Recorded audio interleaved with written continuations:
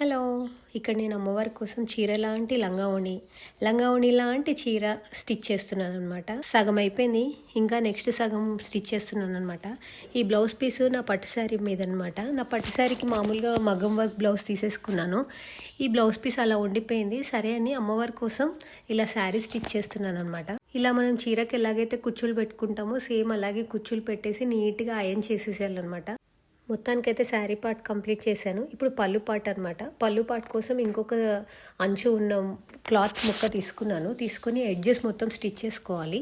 Stitch చేసుకున్న తర్వాత మనం ప్రీ ప్లేటింగ్ ఎలా చేసుకుంటామో కొంగుకి అలాగే సేమ్ ఇలా ప్రీ ప్లేటింగ్ చేసేసుకొని నీట్గా ఐరన్ చేసేసుకొని స్టిచ్ వేసేయడమే అనమాట. ఇప్పుడు నేను చూపిస్తాను చూడండి మీకు ఎలా చేశాను. ఇదిగో చూడండి ఇలా చేశాను అనమాట.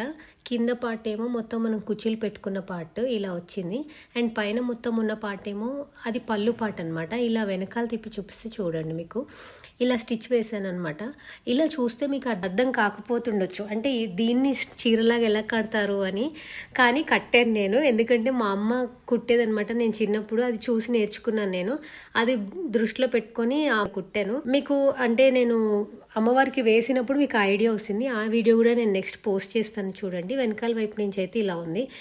పళ్ళు పాటుని కొంచెం ఎక్కువనే తీసుకున్నాను నేను, ఎందుకంటే ఇలా మెడ పైనుంచి చుట్టి ముందు వరకు తీసుకురావాలి కాబట్టి మొత్తం అంతా నీట్ గా ఫోల్డ్ చేసి ఇలా పెడుతున్నాను. కలర్ అయితే చాలా చాలా బాగా వచ్చింది కదా. అది కొంచెం సన్ లైట్ లో చూస్తున్నాం. ఈ కలర్ చాలా బాగుంది. Please like, share and subscribe. Please comment చేయండి ఎలా అనిపించిందో.